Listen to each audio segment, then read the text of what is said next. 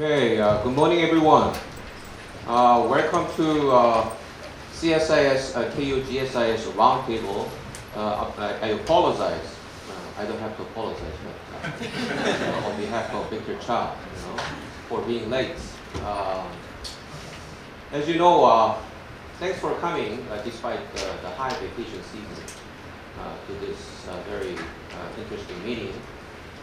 We have very special guests for today from CSIS, Center for Strategic and International Studies, which is world-class foreign policy think tank, as you know. They are US-Korea next generation scholars. Here the key word is next generation. Okay, being a next generation means they are fresh-minded, they are armed with new technology and new methodologies, and most importantly, they are ready to, or getting ready to replace old generations like Victor and myself. I'm kidding. Okay. Anyway, they are here finally. And I look forward to your active participation. I think after listening to their own respective presentation. Let me introduce Dr. Victor Cha, who is my 2 decades old friend, and he serves as a Korea chair at CSIS, and also is a professor of international relations at Georgetown University in Washington, D.C. Please welcome.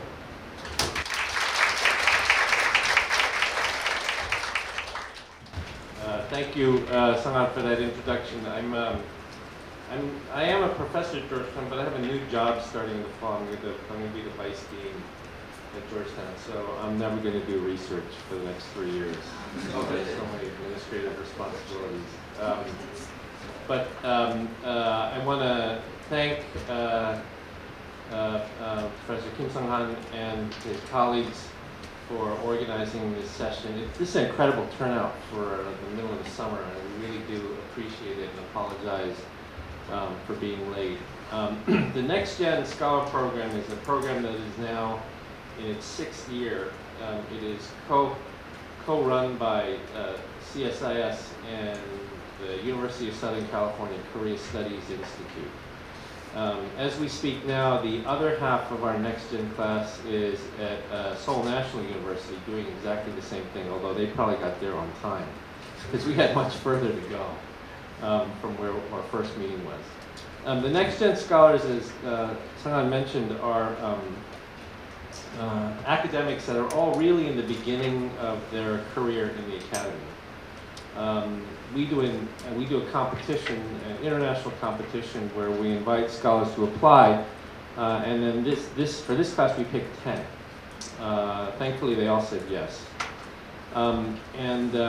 they are all, as you will see, people from very different fields. They're not all. Some of them are political scientists. Some of them are not political scientists. Some of them work specifically on Korea. Some people, only a part of their work is focused on Korea. But in many of these cases, they are the only person who does any work remotely related to Korea at their university, in the city in which their university resides, in the state in which their university resides, and maybe in that entire time zone. They may be the only person working on Korea. In which case, if there is news on Korea, and there is always news on Korea, the local NPR station, the local radio station, the university will want to talk to someone on Korea, and it usually ends up being one of these people. So while part of our program is to encourage them to do their research, and we have an academic mentoring part of this that is designed to try to help them navigate the path to tenure. The other part of that is to help them become better public policy scholars, in addition to their research. And so the way we do that is we do 3 meetings. The first meeting was in Washington, D.C. last winter, where we brought the scholars to Washington and we took them to various places to meet with policymakers. So they were at the White House, they were at the State Department, intelligence agencies, Capitol Hill. Then the second meeting took place this past spring in Los Angeles at USC, where we had them work with journalists on how to write an op-ed, write opinion piece, and then also with the Annenberg School of Communications, how to do television, how to do media interviews on television. The last and the most important part of the trip is to Korea this summer, where they have met a number of officials. We will go to the Blue House this afternoon. They were at the U.S. Embassy yesterday, the Foreign Ministry, the Defense Ministry, the Unification Ministry. They've had dinner with Korean journalists. And tonight they have dinner with the senior advisors to the project, which include people like Kim Sung-han and Lee Shin-hwa and other academics, so that senior academics here in Korea, the sort of thought leaders here in Korea, can also meet them. So that's, in a nutshell, the program. We're very proud of our NextGen Scholars. This is the third class of NextGen Scholars. We tell each class they're the best class. So this class is the best class of NextGen Scholars. And I thought, if it's okay, Sang-han, what we do is have them each say a little bit about themselves and the sort of research they're doing, and then we'll just open up for a discussion, if that's okay. Yep. So thank you all for coming, and then the scholars will introduce themselves to you, and then we can have a discussion. Okay, thank you, Victor. Let me moderate the roundtable session.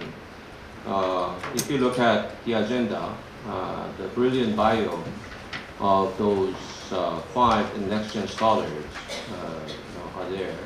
So you may refer to those bios, which means I'm not going to read their bios.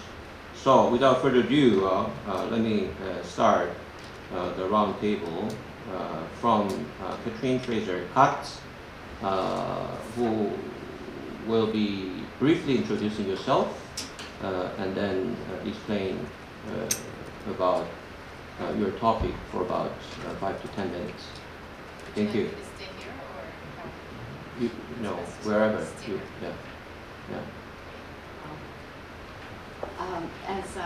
Thank you, Dr. Kim, and thank you for hosting us here today and for your attention, because I'm sure there are other things you all could be doing on this very nice summer day, not raining.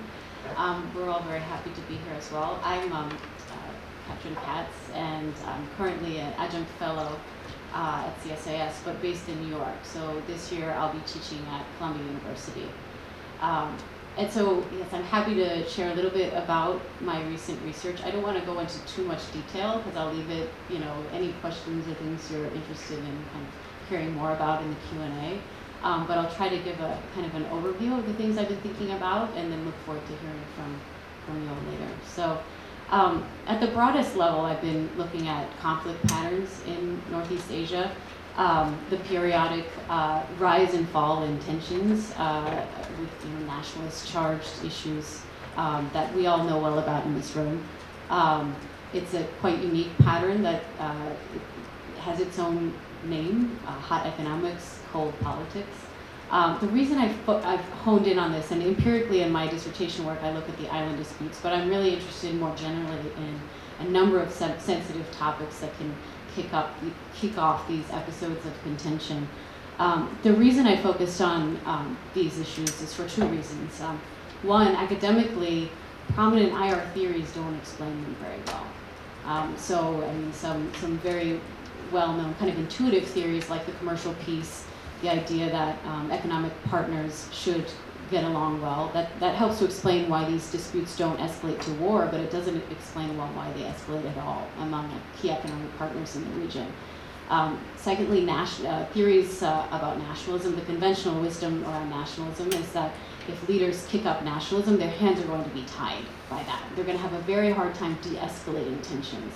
And so the patterns in this region confound that, because they show that there's, at least so far, been kind of a lid to tensions in these disputes in the region. So as someone kind of from an academic perspective, looking at these patterns that have been quite regular in recent decades, considering that this is one of the regions with some of the world's largest economies and militaries, I think the academic field of IR could do better in explaining these patterns. And so from an academic perspective, that's what brought me here. But I also have a previous policy background and experience in the policy world, maybe the reverse order of most folks, but I did some posts in DC that brought me really to want to pursue further PhD studies.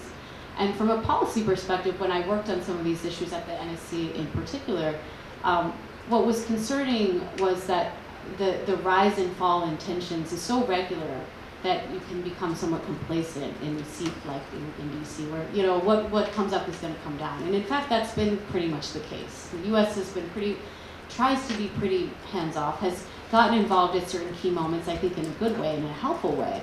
But the general idea is that, time will do its healing work. I mean, I'm quoting actually a scholar in some newspaper article that I thought captured the general sense that if you get involved, you might make things worse, and over time things should get better. So just don't get involved. So the problem from that is that the world changes and dispute patterns change, and that if that is our understanding of disputes from a Washington policymaker's perspective, then someone in DC might not know when to worry and when to really engage, because the interests at stake for the US and this region are too important to not get engaged if we have more troubling patterns going on. And unfortunately, I think we're in one of those moments right now in Japan-Korea relations where we should be worried, where dispute patterns are changing. And I think that it's too early for me to say how they're changing, but I think it's clear to everyone in this room who's well aware of what I'm talking about with Japan and Korea, that things are changing. And so it's important, if there's any value add that my work can have for policymakers, maybe it'll come too late. It would be in trying to discern, where we came from and what exactly is changing now, and therefore what we can do to get things back on track. So that's just the broad sweep and overview of what brought me to this topic from both an academic and policy perspective. In my work, in my dissertation, which I'm now hoping to make into a book, I generate a theory, which I'm not going to go into a lot of detail here, but generally I focus more on the domestic group aspects of these disputes, looking at which groups are involved in both the escalation and the de-escalation phase of episodes of contention, both between Japan, Korea, and Japan and China. So I won't go into that too much here, but that's been the empirical focus of my work, moving away from looking at broader structural patterns and ideational issues, which are also important, but honing in on domestic group dynamics and roles. So just a few key takeaways and observations from my work that might be relevant to the present moment I'll share, and then I'll let my colleagues have time to talk about their more interesting research. So a few things that might be useful today. One thing that's clear right now is that business interests are involved in the escalation phase of this episode of contention between Japan and Korea, really for the first time in a real way.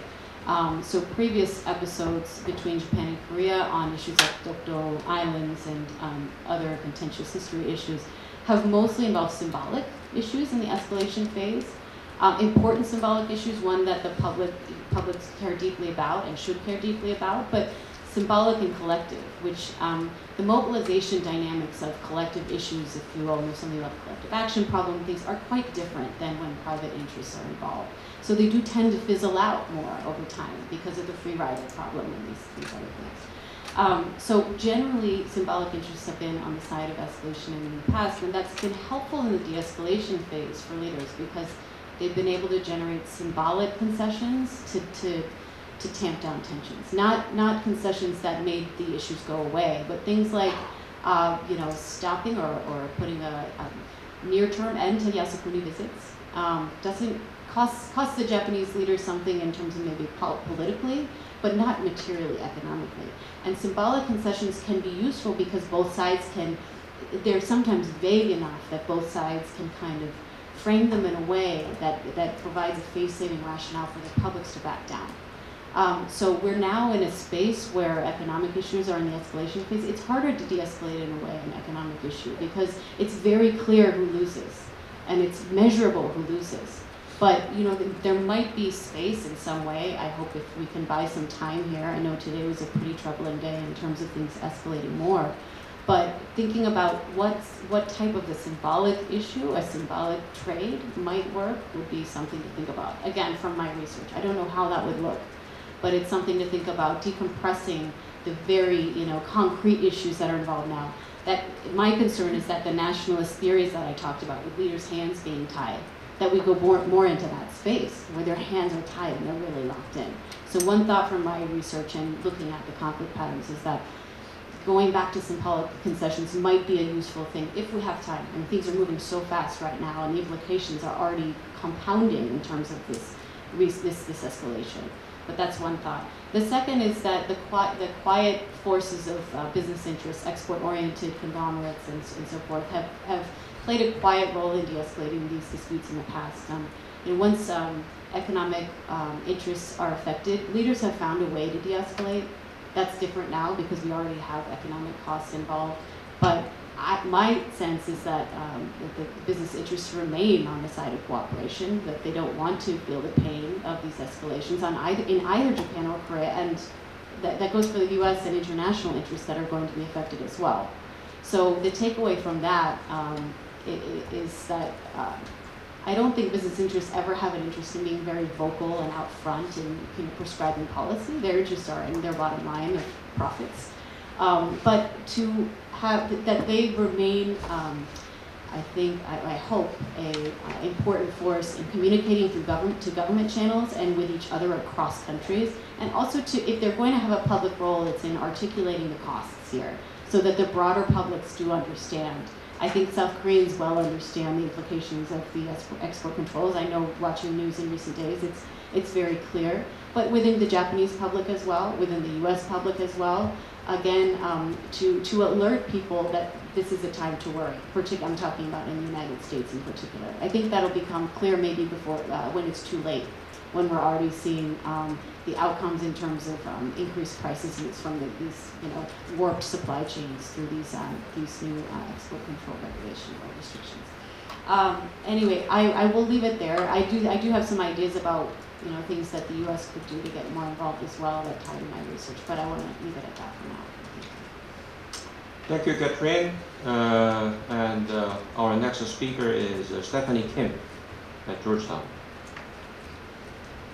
Thank you, Jean Kim, and thank you to the staff and to everyone here at Korea University for welcoming us this afternoon.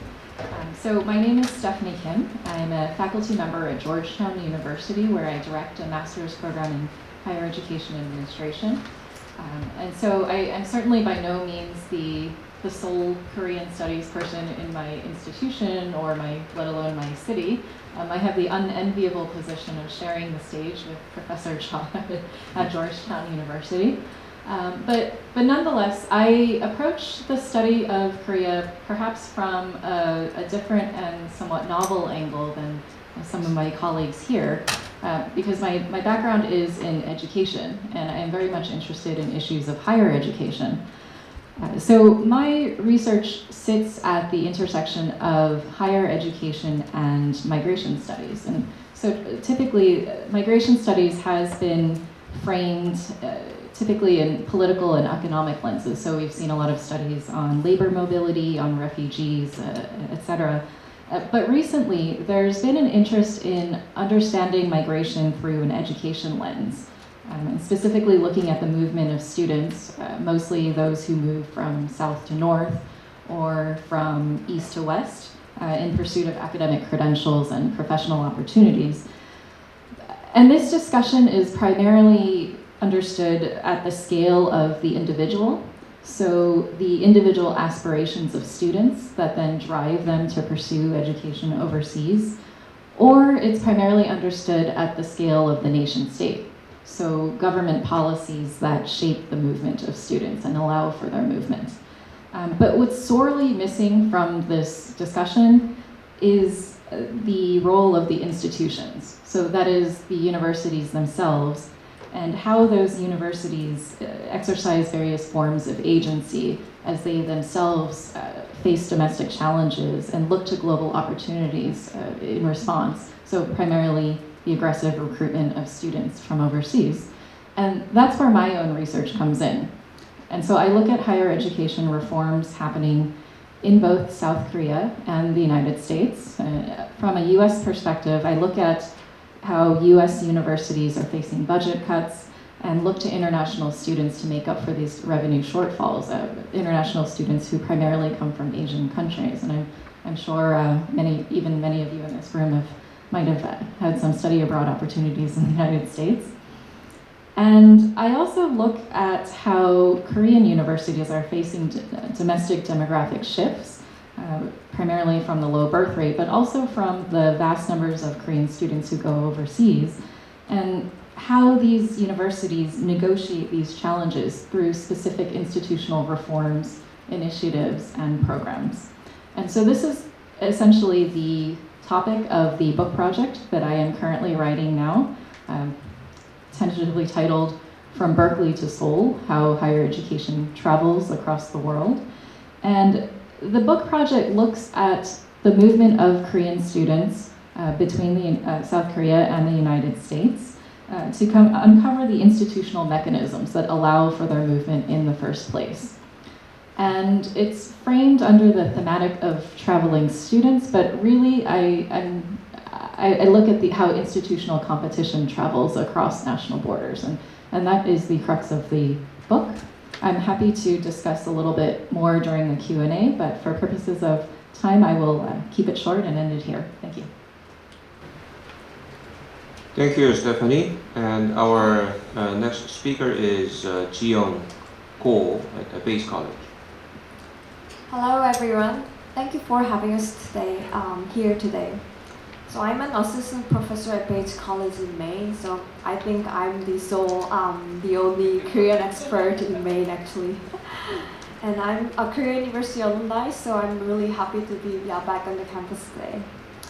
So my main research area is popular nationalism and foreign policy. So what I mean by popular nationalism is it's a kind of state in which the majority of citizens within the state have sentiments of, nationalistic, some sort of nationalistic sentiments. So my research looks at the relationship between popular nationalism and foreign policy, both at the micro and then state levels. So at the micro levels, I examine how nationalistic sentiments influence citizens' foreign policy attitude. So this research actually was motivated by what happened between China and Japan in 2012 after the Japanese government announced the nationalization of disputed islands in the East China Sea. There was a huge nationalist protest across China, and Chinese citizens displayed strong nationalistic sentiments like feelings of superiority and then hostile feelings toward Japan.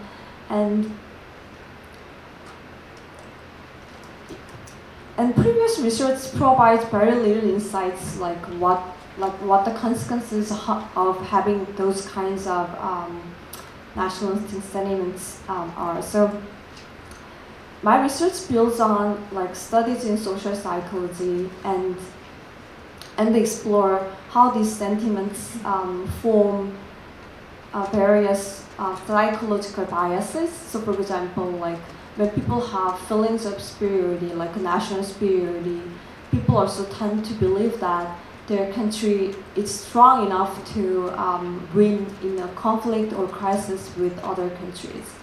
And the kind of positive illusion about one's own nation states often leads to a preference for violence or hawkish approach in foreign policy. And at the same time, national sentiments can also generate preference for complete victory in international crisis, and also induce uncompromising attitude. So this is somehow related to what Katrin says. So that's why we typically believe that like leaders' hands are tied when they have nationalistic public at home. So I explored this micro foundation in the first part of my book project, and building upon that, in the second part, I examine how popular nationalism actually influences leaders' decision to initiate like war, interstate war. So I agree with Katrin. That at the like low level disputes, popular nationalism can increase the chance of escalation. But when it comes to actual like interstate war, I don't believe that popular nationalism is actually a major cause of interstate war. There are two reasons for that. Like first, so like the nature of popular nationalism suggests that like if leaders are pushed toward a conflict because of popular nationalism, they have to win that war. Because political stakes are so high and nationalism is often tied to political legitimacy. So if leaders lose that war, that will be a total disaster. So for example, like between Taiwan and China, what if like a Chinese leader lose a war over Taiwan? The same thing for like the South Korea and Japan relations. What if South Korean president lose a war over Dokdo Islands? That will be a total disaster for political leaders. So there is really high stake for like a nationalist war. So my claim is that leaders want to like jump into such a nationalist war only when they have strong belief that they can win that war. But as you know, like having full confidence in winning is very difficult. So that can play a role.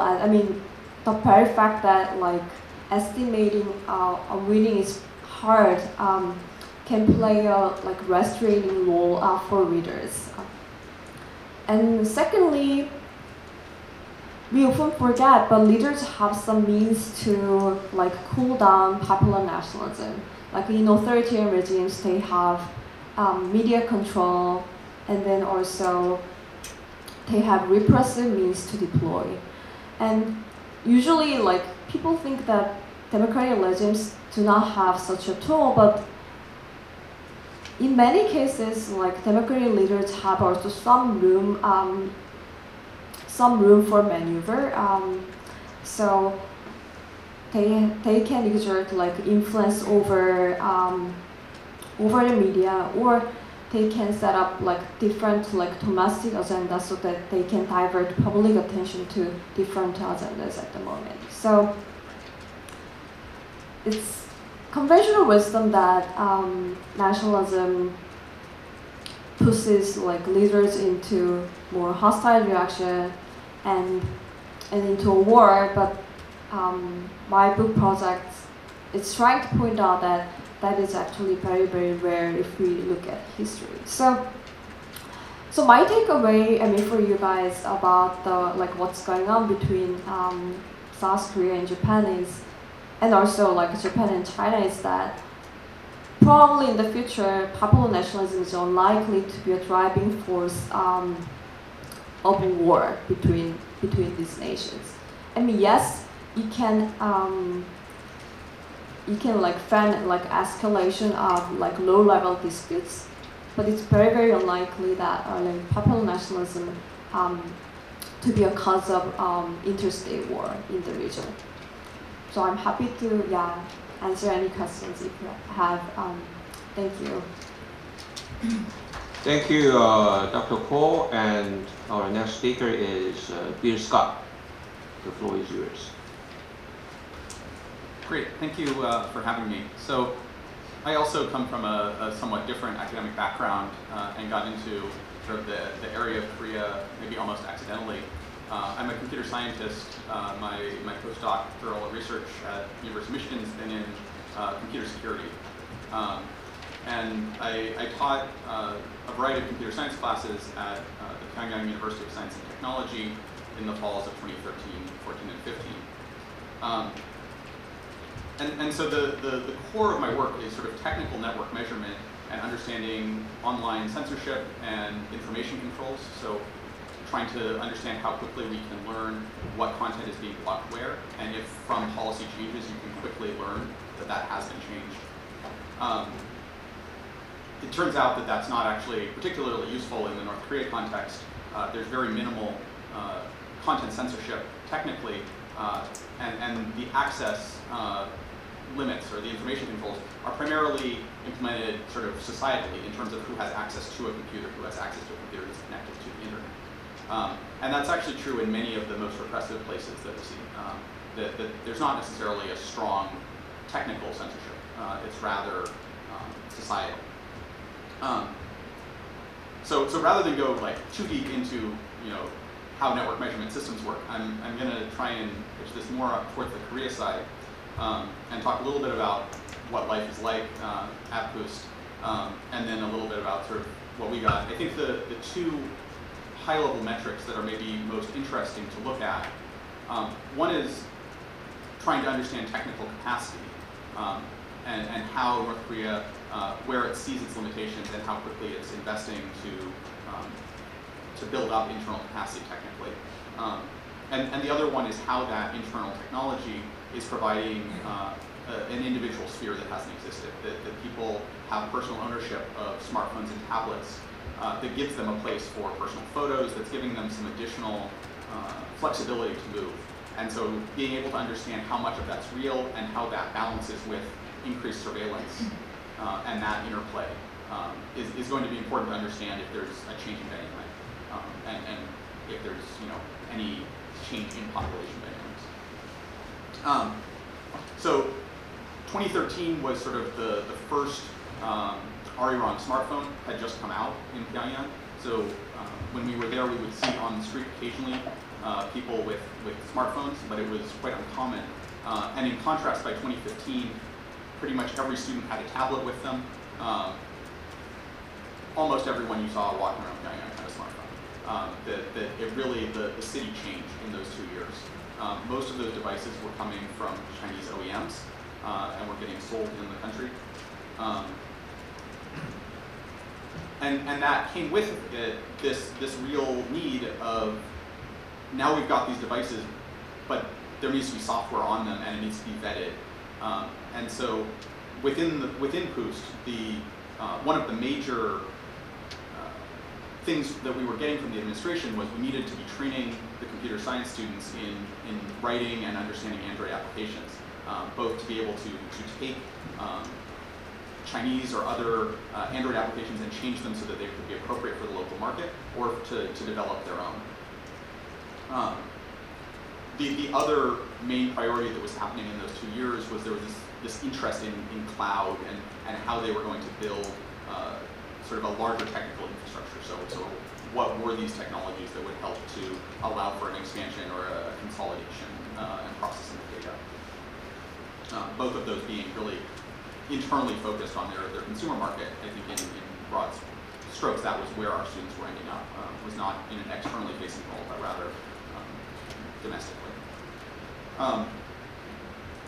That said, there's a bunch of limitations that they were facing. A lot of this is coming from constraints that were within society. So the school was quite closed off, and so it's really hard to be doing research in cloud computing when the students don't have access to a cloud or any external resources. So the teachers had access to the internet, but the students were quite constrained, and we had a lot of trouble getting them really more than a single rack of computers and an internal thing that we could simulate, but they weren't really able to scale in a meaningful way.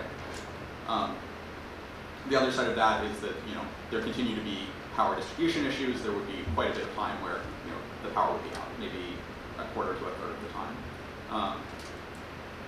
And going back to my research, one of the things that you actually are able to do is power outages allow you to correlate when the North Korean IP space goes down to a power outage.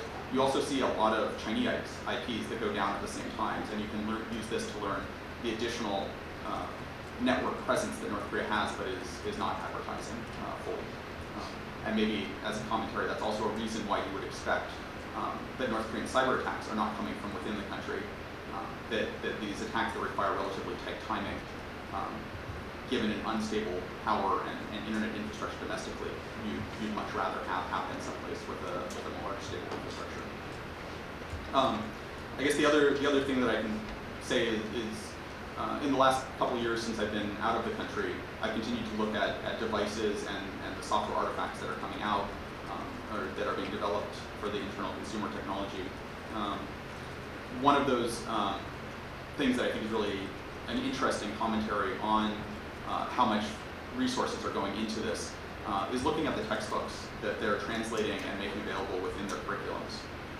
So I think it was at the end of 2017, I released something like 200 or 300 computer science textbooks from the internal North Korean market.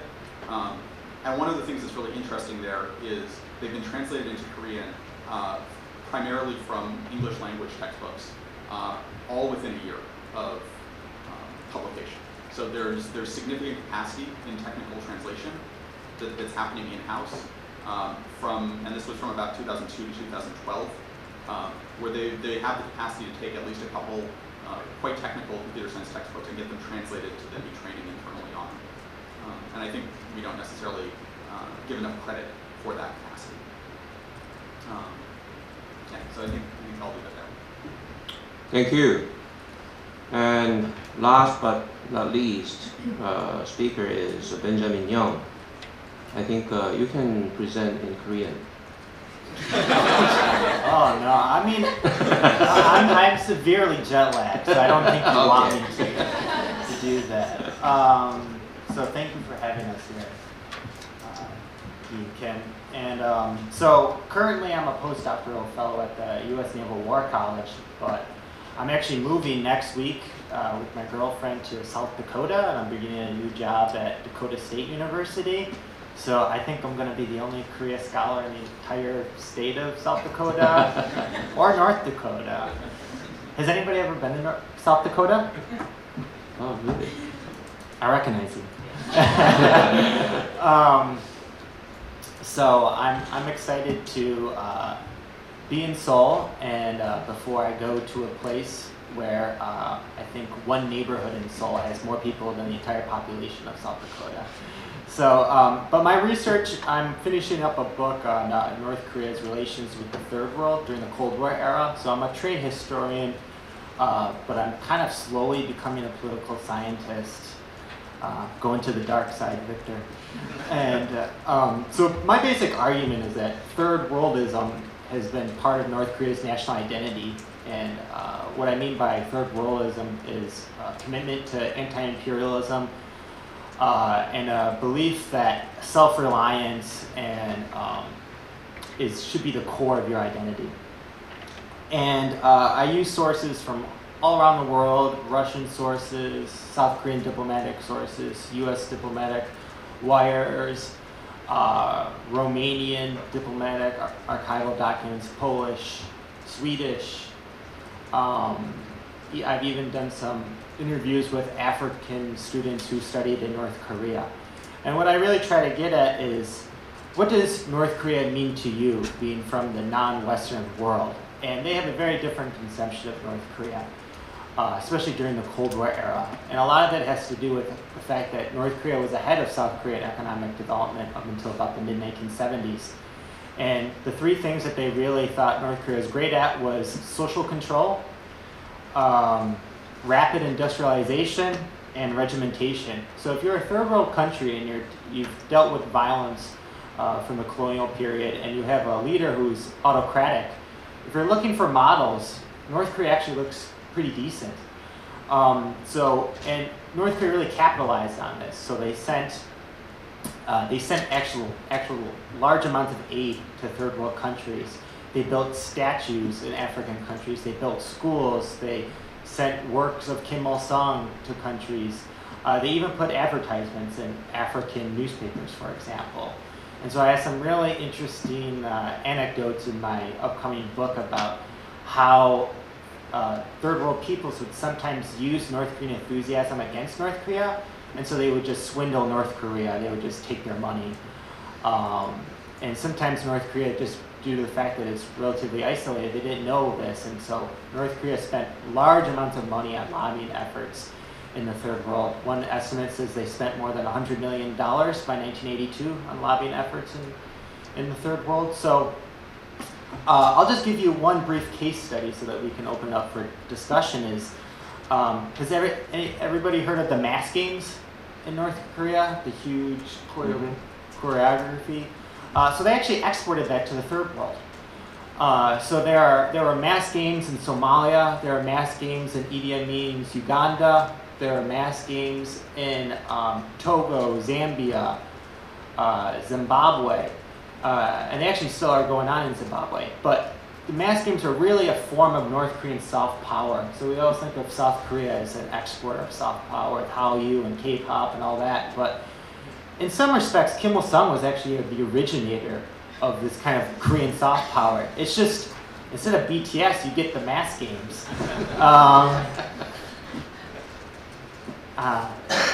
It's just a different way of looking at North Korea.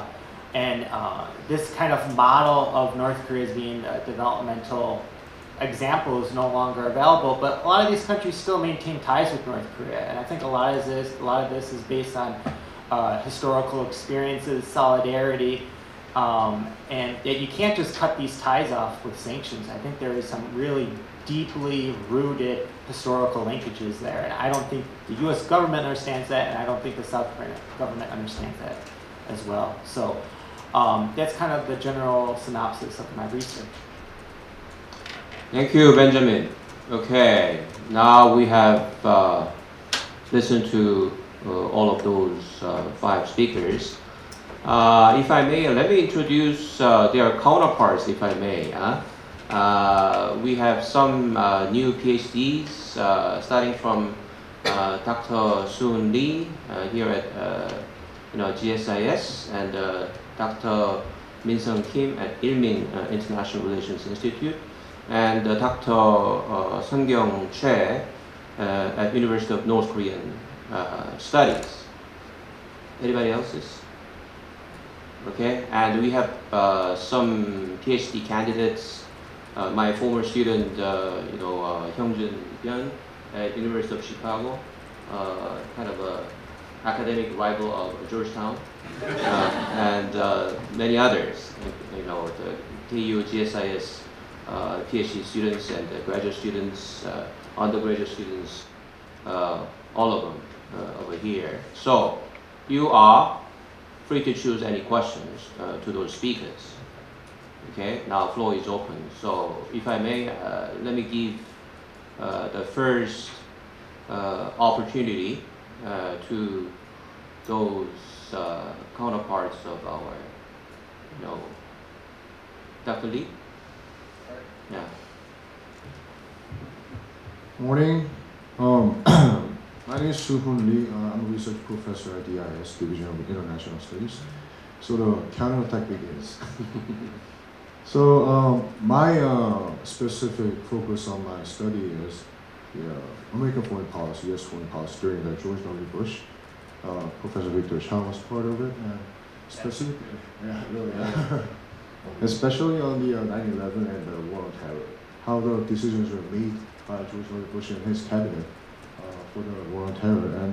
And in that regard, I think Dr. Ji-young has similar studies using the national sentiment and the leadership of the president.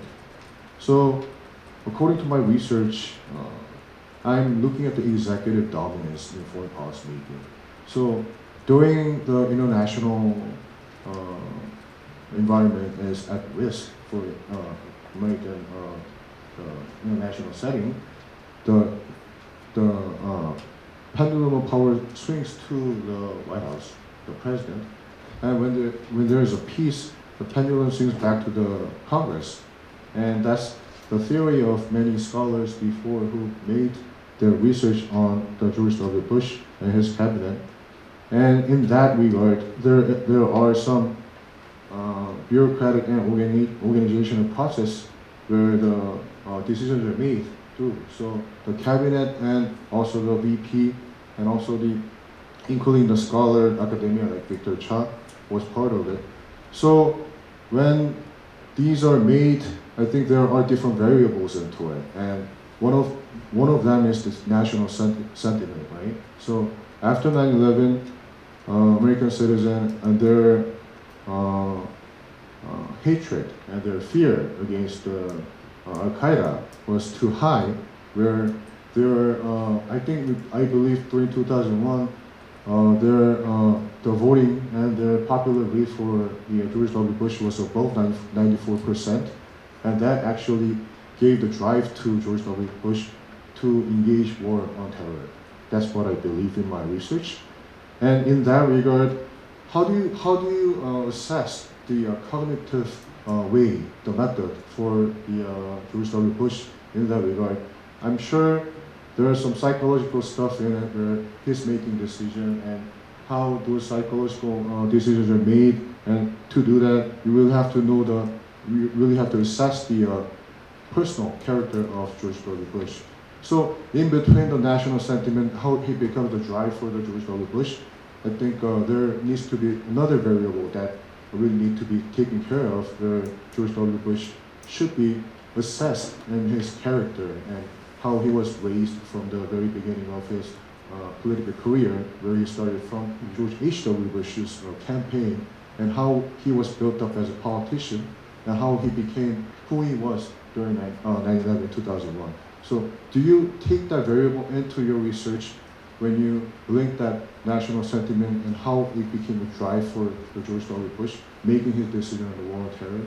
So if that is a part of your research, I want your feedback or suggestion on how you do and conduct your research. Thank you very much. Maybe that question is directed to Dr. Katz, right?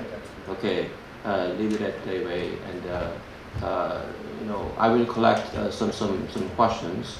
Dr. Choi, do you have any comments or questions?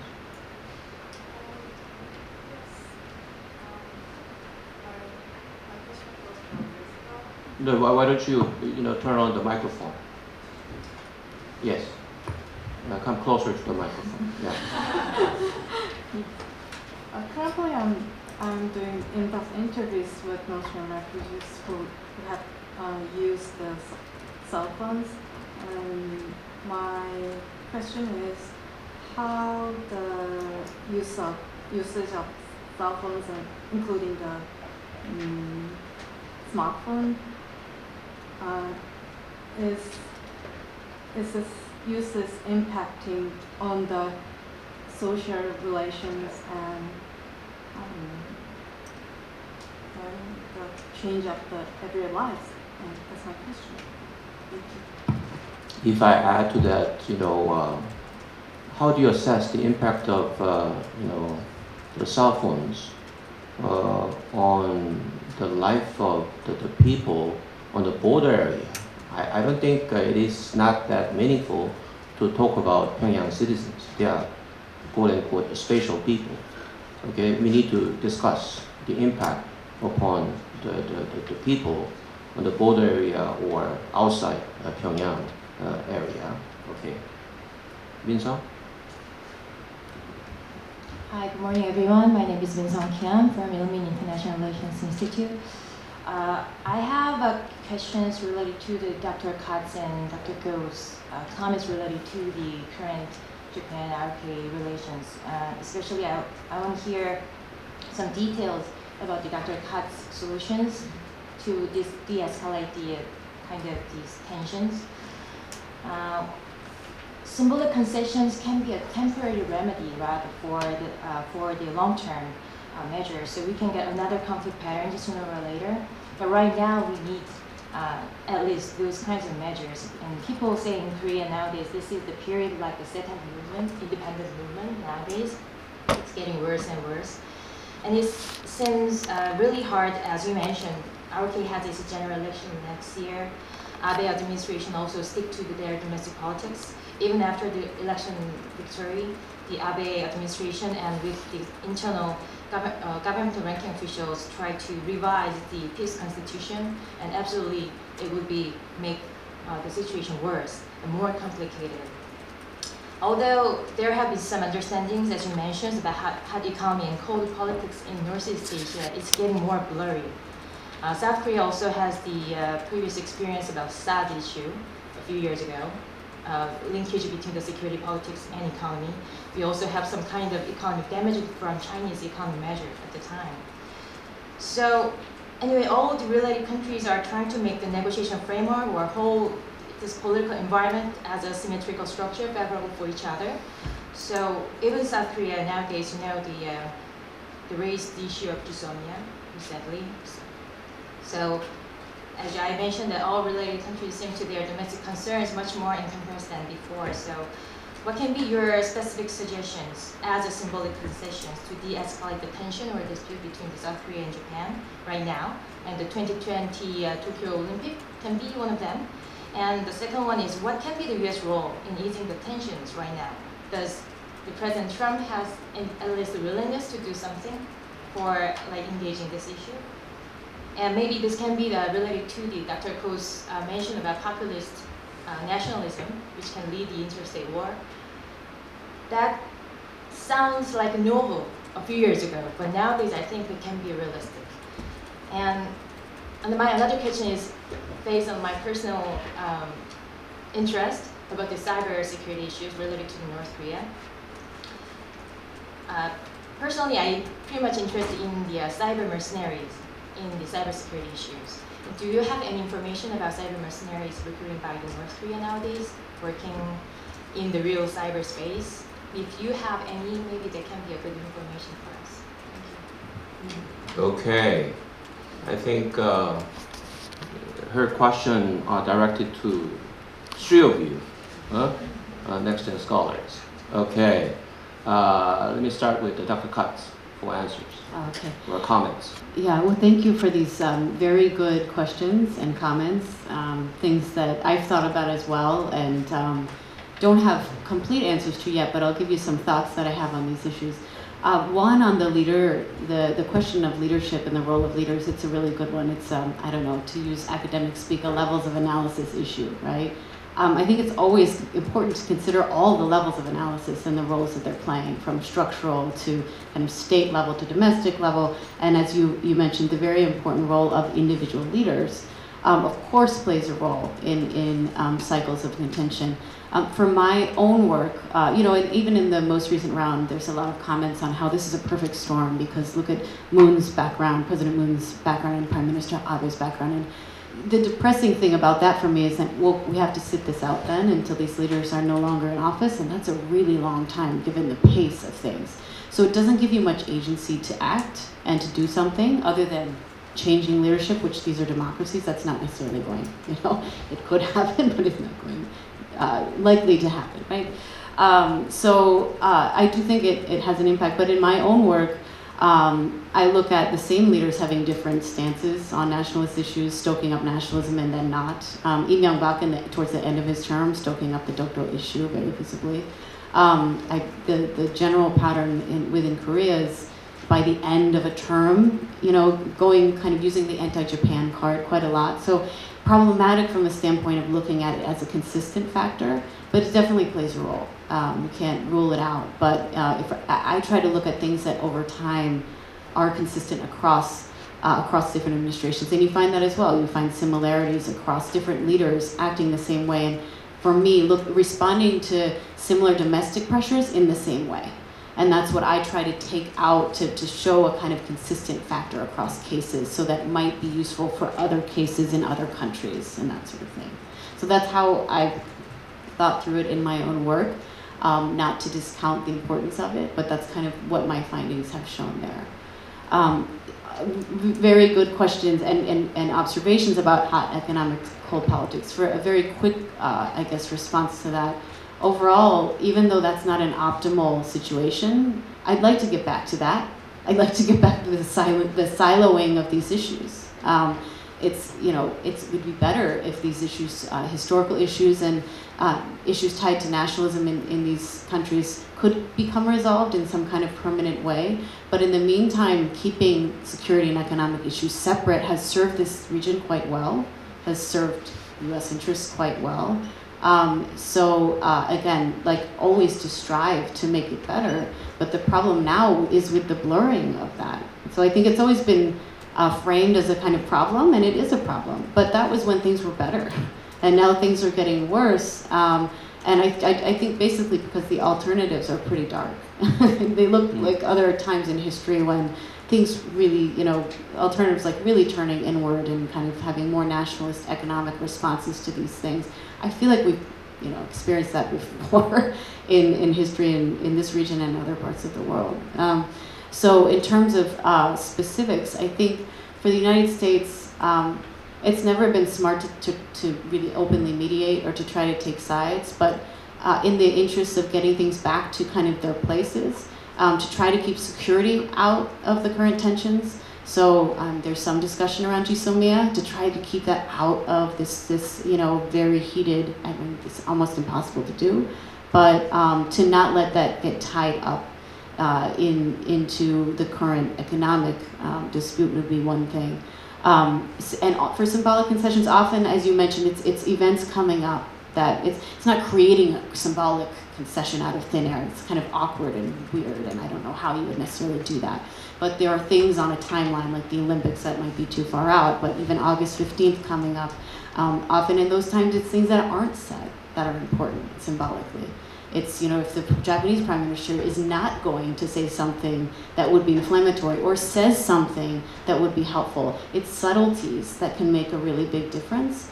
Not, again, solving things, but I think the main goal right now for KoreaJapan is to stop further bad things from happening, to ease the tensions, understanding they're not going to go away anytime quickly, and to look out for opportunities to do that. Okay, Dr. Go. Thank you for really insightful questions. So I'd like to second what Katrin said about the importance of leaders' individual characteristics and then their background. So I think 9/11 is a kind of exceptional case that popular nationalism actually leads to a war. But I think what my project and what I'm arguing in the project is that in those rare cases, usually the public's national sentiments can push leaders into war because there is relatively high chance that leaders can have accurate assessment. So in the case of Iraq and Afghanistan war, I'm pretty sure that President Bush was very confident about the U.S. chance of winning in those wars. So I think that positive assessment was combined with Bush's nationalistic tendency plus popular nationalism at that time, and then the decision to go to war, I think, was a combination of those three different factors. And I agree with Dr. Kim that situations seem to be changing nowadays, and that my argument is based on the continued presence, the strong presence of the U.S. in the East Asian regions, because the U.S. is in the region, it makes it hard for China to accurately assess its real chance of getting back to Taiwan, for example, or winning a conflict with Japan over Diaoyu and Senkaku Islands. But as we are aware, the U.S. it seems like U.S. is slowly changing its position from deep engagement to isolationism. So that leaves a possibility that in the future, U.S. can try to reduce its military presence in the region, and I think if that happens, then popular nationalism can be more dangerous than now, and then because that leaves national leaders some more confidence that they can take over for example islands by force, and then that will dramatically increase their political legitimacy at home because of popular nationalism. So if that happens, then I think popular nationalism can contribute to war. Okay. Peter Scott? Sure. So on the role of cell phones, I guess there's sort of two things that I would point to in terms of how I've seen cell phones changing daily life. One is towards efficiency. So if you were trying to interact with some other work unit, or even scheduling going somewhere else, that's all going to be a cell phone call at this point, right? That's not you don't have to worry about landlines. It's just a level of efficiency. You'd also hear that before, because of sort of the formalities of making a request, if you've got the person who has to make the request being in a superior rank to the person they're requesting from, they can potentially lose face in doing so. And so now cell phones provide these back doors where you can trigger the request to be made formally in the other direction, and sort of bypass some of these potentially awkward situations. So you would call your friend who's at the other work unit and say, oh, your boss needs to call us and help us get this started. It also, I think, gets used on a personal level for staying in contact with college friends, with previous things, and so there's this stronger network that can retain compared to you really, in North Korea, you live with your work unit. You aren't going to see your college friends on a daily basis. You're lucky if you do afterwards. And so having that network that you can still reach now, who are spread across the city, provides just this much richer potential personal dynamic. In regards to the border area, so there's two things, right? There's smuggle phones that are on a Chinese network. That only works in a fairly limited physical space, right? The cell phone networks don't have coverage that far in. So you're talking about people who can either live or travel really quite close to the border. So that gets used for things like remuneration networks or communication as a relay, where there will be people who live in those areas who have both a phone on the internal network and on the Chinese network and are able to act as relay points. But that's, I mean, it works in those relay situations, but that's not a part of daily life for that many people. One of the things you do see is in the markets, it's not hard to get black market or gray market phones. So there is quite a lot of technology that's happening outside of the direct government control and process. And so that's evidence of this continued value of that sort of connectivity. On the surveillance side, most of the smartphones, when you look at them, especially there was this window in 2013, 2014, where the first round of, maybe even the first couple waves of smartphones that came out didn't have their surveillance mechanisms particularly well implemented. And so there was quite a bit of room to potentially watch movies and potentially see media on those phones without too much risk. Most of the surveillance that happens still is going to be the same risk that someone's already going to face, that it's, if someone physically comes and gets your phone, they can see what you've been doing on it. In the same way that if you had other forms of smuggled media, it's going to be a similar risk.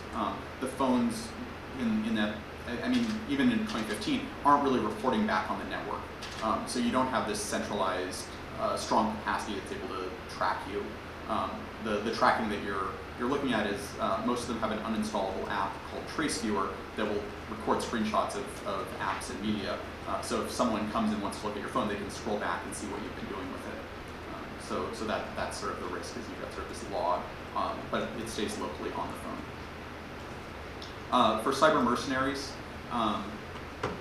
I think one of the important things is understanding sort of the patronage of China in North Korean hacking and cyber activities. Ben probably also has some thoughts on this, but I mean, there's definitely been reports of technical trainings in China where North Korean nationals self-identify, and so have been invited by the Chinese government to be present and get technical capacity there. When you think about a lot of the activities, a lot of them are financially motivated. And in that case, that reconciling that with a true mercenary model starts to get sort of, there's a lot of questions that come up, which is, if these are just financial crimes, why isn't that mercenary just doing it purely for their own benefit? Why are they, you know, or so is North Korea going to pay them at that same rate? Well, that doesn't make sense for them if they're financially motivated. And so why then is the independent hacker not just being independent and they would get more money? So understanding that dynamic, I think, is one that is where that part still is a Okay. question. Very good. Very good.